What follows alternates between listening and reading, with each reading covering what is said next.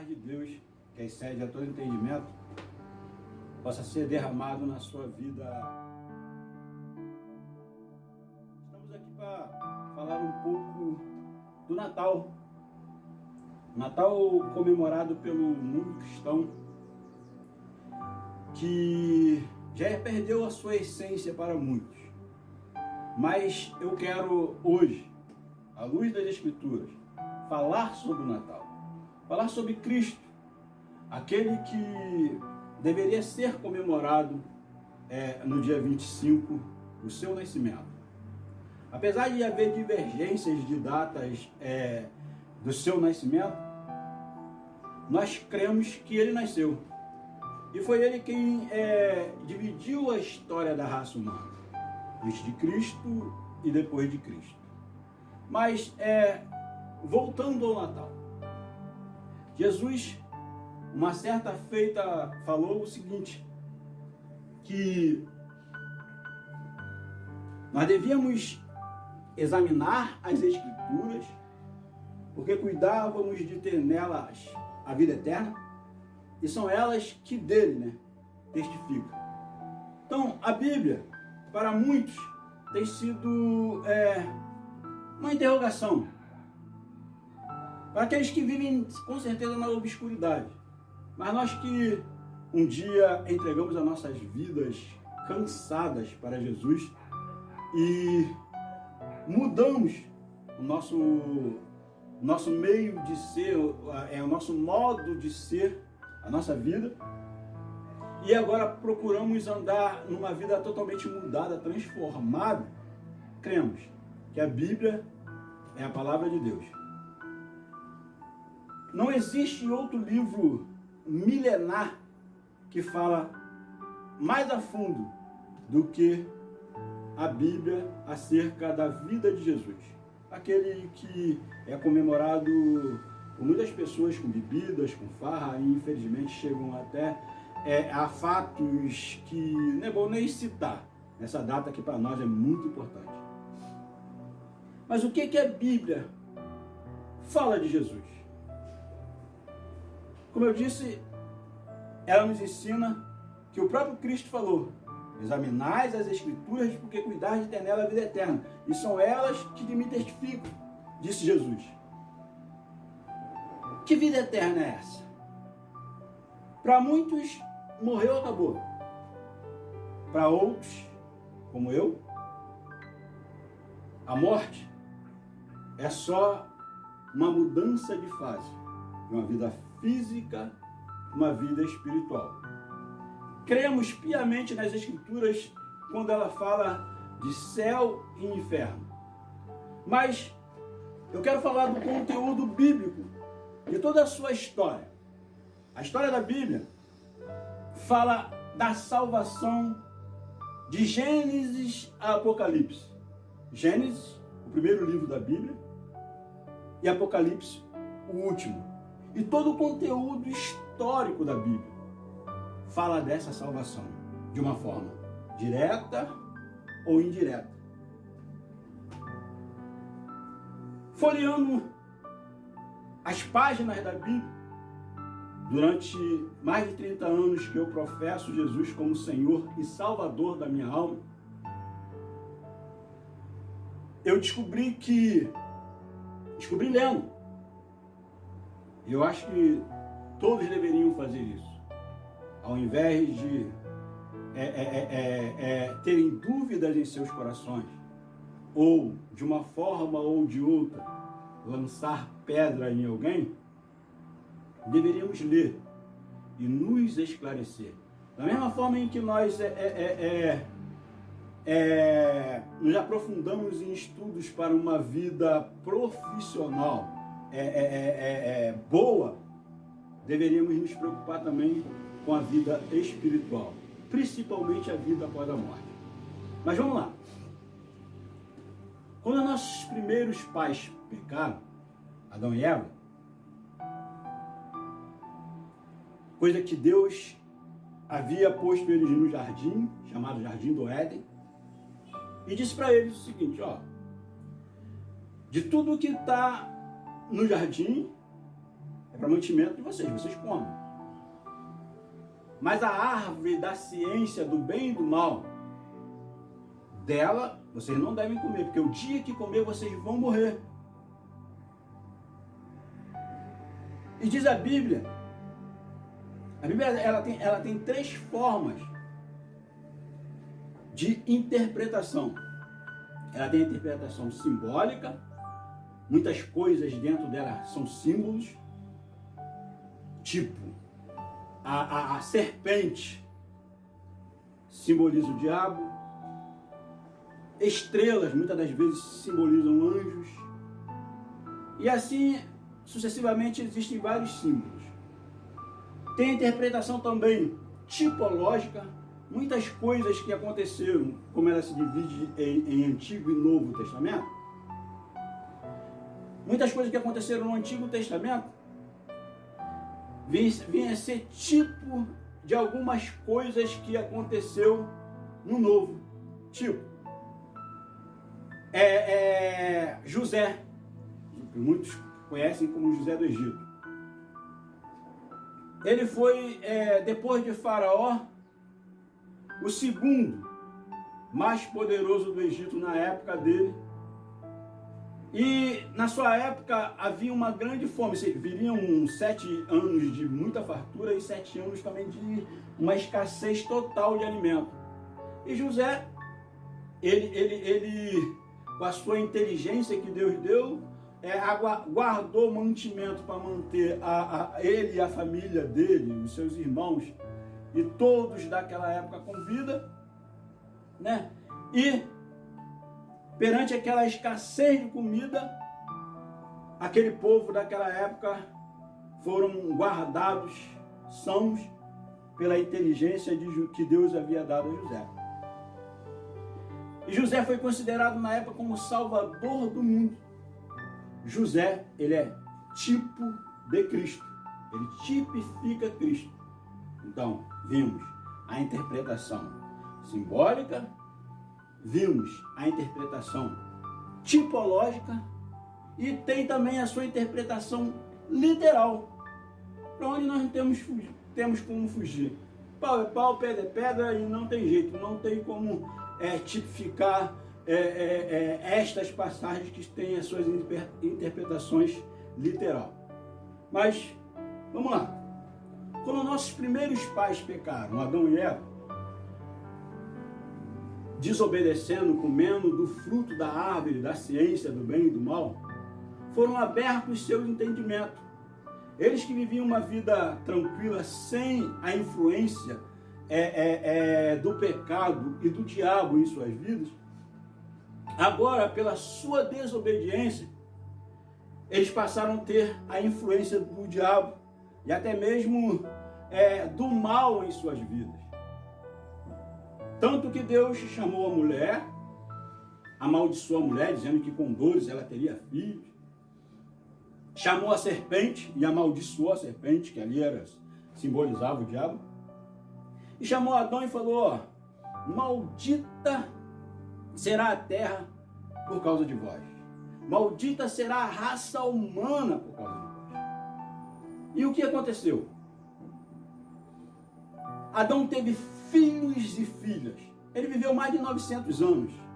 Então ele teve muitos filhos. Muitos filhos. Mas o que a Bíblia destaca são 2 filhos. Abel e Caim. Abel, pastor de ovelhas. Caim, ele era lavrador da terra. O homem vivia agora sob a influência do diabo e do pecado em sua vida, andando, espiritualmente falando, de mal a pior, pois havia dado espaço para o diabo e o pecado na sua vida. Passou a morrer, pois é que quando foi criado por Deus, a visão de Deus não era que o homem morresse. Porém, passou a se sujeitar à morte. Então, o que aconteceu? Caim veio apresentar a Deus a sua oferta, o melhor da sua lavoura, e entregou a Deus. Abel, como pastor de ovelha, veio trazer do melhor do seu rebanho e apresentou a Deus. Só que Deus, naquele momento, viu o coração de ambos. E diz a Bíblia que ele atentou para a oferta de Abel. Por que Deus atentou para a oferta de Abel? Que quando Deus amaldiçoou a serpente, que simbolizava o diabo, ele falou assim, ó: porém inimizade entre a tua semente e a sua semente, no caso a semente do homem. Ele lhe ferirá a cabeça, a semente do homem, e você lhe ferirá o calcanhar, mostrando a soberania da semente do homem sobre a serpente, que ali simbolizava o diabo. E essa semente do homem, posteriormente, é Cristo, que na cruz, com total sujeição a Deus, entregou a sua vida pela humanidade. Mas vamos lá. Para chegar até esse ponto da cruz, Deus atentou para a oferta de Abel, dando a entender que ele escolheu a Abel para estabelecer um plano de restauração do homem. Daquele homem agora com a natureza adâmica, sujeito à morte e consequência disso ir para o inferno. Deus estabeleceu um plano de restauração, trazer o homem novamente à comunhão com ele. E o diabo, sabendo disso, o que aconteceu? Usou a Caim e matou Abel, tentando assim atrapalhar o plano de salvação de Deus. Posteriormente, Eva teve um outro filho, chamado Sete, e falou assim: e me deu o Senhor outro no lugar de Abel. Que seria o quê? Através de Sete que Deus daria continuidade ao plano de salvação. Sete teve um filho chamado Enos, e em Enos começou a se invocar o nome do Senhor. Deus começou agora o quê? Separar uma geração santa que adorava ele, que cultuava ele, de uma geração ímpia, que só sabia pecar, que era a geração de Caim e de seus irmãos. Então, a geração de Sete, de Enos, foi uma geração piedosa, que buscava Deus, que estava agora com seu coração voltado para Deus. E seria através dessa geração que Deus iria estabelecer o plano de salvação, de restauração do homem. E mais uma vez, por interferência espiritual, que é o diabo, os filhos de Deus, que é a geração de Sete, de Enos, começaram a se envolver com as filhas de Caim e de seus irmãos. E se misturaram, de tal forma que cresceu-se a violência sobre a face da terra. E o coração do homem era má continuamente. Pra vocês terem uma ideia, a Bíblia fala de um tal de Nimrod. Nimrod, a Bíblia fala que ele era poderoso caçador. Alguns estudiosos alegam que Nimrod, ele já era matador naquela época. Ele era matador, de tal forma quanto a violência cresceu no coração do homem sobre a face da terra. E diz a Bíblia que esse pecado, essas coisas que o homem praticava sobre a face da terra, ela trouxe um mau cheiro às narinas de Deus. Deus me ama. Ele só não ama o que eu faço de errado. Deus ama o pecador, só não ama o pecado. Então, aquilo que nós fazemos de errado, seja lá o que for, que para Deus não existe pecadinho, nem pecadão, não tem tamanho, peso, medida. Para Deus, você errou o alvo, você é pecador. Para a sociedade não, para a sociedade existe a lei, o Código Penal, que se agrava dependendo do que a pessoa fazer. Não, para Deus não, você errou o alvo, você pecou. Você cometeu um homicídio, é um pecado, é um erro. Você mentiu, é um pecado, é um erro. Você xingou, é um pecado, é um erro. Então, para Deus, e as atitudes do homem cheiraram mal às narinas de Deus ao ponto de que Deus colocou no seu coração de acabar, exterminar com a raça humana. Estou falando de Bíblia, da história bíblica. E o que aconteceu? Deus, que tinha no seu coração um trato de restauração do homem, viu nenhum homem e na sua família a justiça, a retidão. Ele viu a Noé e os seus filhos, Sem, Cão e Jafé, sua mulher e suas noras. Mulher de Noé e suas noras. 7 vidas que se destacava diante daquela geração totalmente pervertida, envolvida no pecado, como nos dias de hoje. Deus falou assim, ó, Noé, eu vou exterminar com a raça humana. Eu quero que você constrói uma arca, deu as medidas para ele, pega os animais limpos, os animais que não são limpos, um casal de cada tipo de animal, põe nessa arca. E a história mostra que Noé levou 120 anos construindo essa arca. E era pregoeiro da justiça, dizendo que Deus havia de mandar o dilúvio. Na época nem chovia, muito mal caiu um orvalho, as pessoas não acreditavam que Deus ia mandar um dilúvio. Sendo que também folheando as escrituras, eu pude entender o que era o dilúvio. Deus, ele quando criou todas as coisas, ele criou no meio das águas, o firmamento, que é o céu, e chamou o firmamento céu. De modo em que, debaixo do firmamento, que é o céu, tinha água, e acima do firmamento tinha água. Então, depois desses 120 anos, o que Deus fez? Diz a Bíblia que Deus abriu as janelas do céu. Então, as águas que estavam abaixo do firmamento e as águas que estavam acima do firmamento, brotava água pelo chão e caía a água do céu para baixo, de modo que foram mais de 40 dias, se eu não me engano, caindo água sobre a face da terra e destruiu toda a raça humana, e só ficou guardado com vida Noé, sua família e os animais em que Deus pediu para que ele guardasse dentro da arca. Depois em que as águas do dilúvio baixaram, eu vou chegar até Cristo, essa é a minha visão. E se você vê a Bíblia, toda ela, direta ou indiretamente, como eu disse, leva até Cristo. Mas vamos lá. Depois que as águas baixaram, Noé saiu da arca, os animais também. Noé, diz a Bíblia, que plantou uma vinha.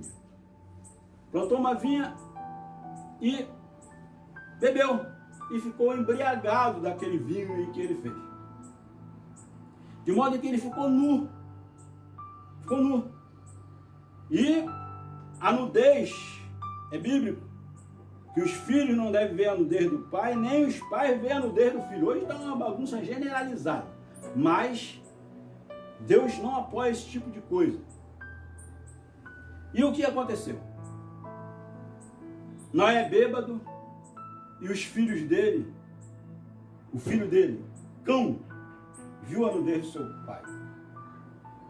Jafé e Sem pegaram uma túnica e descostas cobriram o seu pai, de modo em que não viram a nudez do seu pai. Noé, quando acordou da sua vinha e soube da sua bebedeira e soube o que aconteceu, o que Noé fez? Noé amaldiçoou Cão, chamou a Sem e a Jafé e abençoou os dois. Só que a Jafé, ele falou assim: alargue o Senhor, no caso Deus, a Jafé, e habite na tenda de Sem. Mostrando o quê? Que seria através de Sem que ele daria continuidade ao plano de salvação.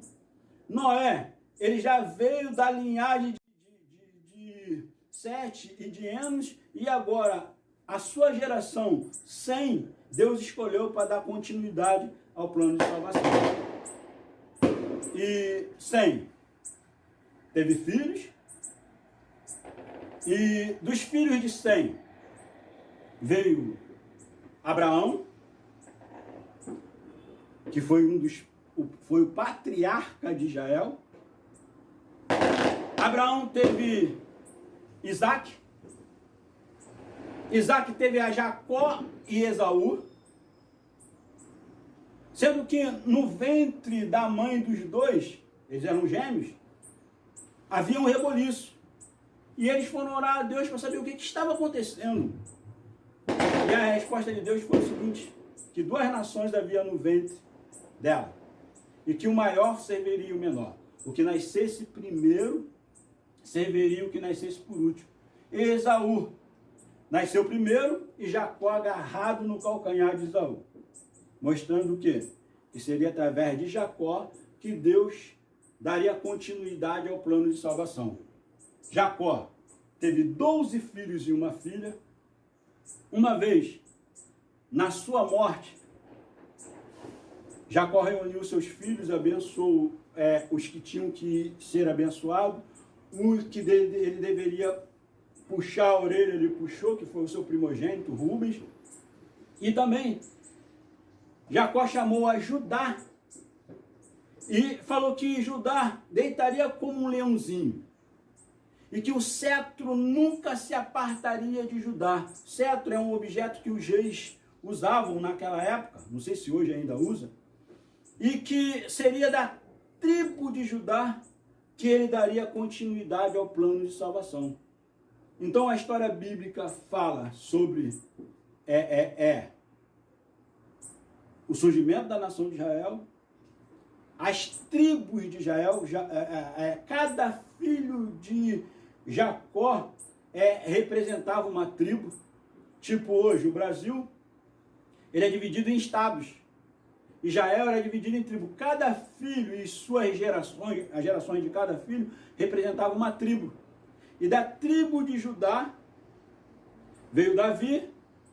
Das gerações de Davi nasceu Jesus, o Salvador do mundo. E toda a história bíblica do Antigo Testamento, da vida deles, desde que eles foram para o Egito e passaram 430 anos lá, saíram, voltaram do Egito, tudo culmina num final: nascimento de Cristo. Da tribo de Judá, Deus viu a José, um homem íntegro. De José e Maria nasceu Jesus, o Salvador do mundo. E a história bíblica continua. Jesus fundou a igreja, instituiu. Paulo, com a sua sabedoria, e outros constituíram através de leis e normas, através de suas cartas, epístolas, e o livro de Apocalipse. Esse é o resumo da história bíblica, que começa lá de Gênesis a Apocalipse e mostra o início e o final de tudo. A salvação, Jesus, Deus, ele teve 3 formas de se revelar ao homem. Através da natureza. Se nós formos parar para observar a natureza, podemos entender que foi um ser supremo que fez isso. Nós somos um verdadeiro milagre. A anatomia humana é um verdadeiro milagre. O funcionamento do corpo humano é um verdadeiro milagre, e somente Deus para fazer isso. Então Deus se revelou ao homem através da natureza. Deus se revelou ao homem através das Escrituras. Por mais que as pessoas procuram ver mentiras e erros na Bíblia, pelo contrário, só encontram que a sua veracidade. E Deus se revelou ao homem pessoalmente através de Cristo. Está escrito no livro de João que no princípio era o verbo, o eu sou. E o verbo estava com Deus e o verbo era Deus, se referindo a Jesus. Então, o próprio Deus se humanizou e veio aqui sofrer pelos nossos pecados no intuito lá de Gênesis, de quê? Trazer o homem novamente à comunhão com ele. Assim como nós, está escrito isso, hein? Assim como nós herdamos a natureza de Adão após o pecado, nós podemos agora ter novamente a natureza do segundo Adão, que simboliza Cristo, totalmente mudado, transformado. E nós, que tínhamos sido lá na frente amaldiçoados e tendo como destino após a morte o inferno, em Cristo temos um outro destino, o céu. E no Natal comemoramos o nascimento de Cristo, o Salvador da humanidade, aquele que, como Deus, como a Bíblia diz, despiu-se de toda a sua glória, fez-se menor do que a criatura que somos nós e habitou entre nós para sofrer por mim e por você, no intuito de, através da fé no seu sacrifício, possamos mudar de vida e alcançarmos a salvação das nossas almas através de uma vida após a morte, que é eterna, ou no céu ou no inferno. E é em vida que nós devemos escolher. Que Deus abençoe a todos. Que a reflexão de um verdadeiro Natal possa te alcançar através dessas palavras e que Cristo possa nascer verdadeiramente no seu coração e que você nos divida. Deus abençoe a todos, em nome de Jesus. Amém.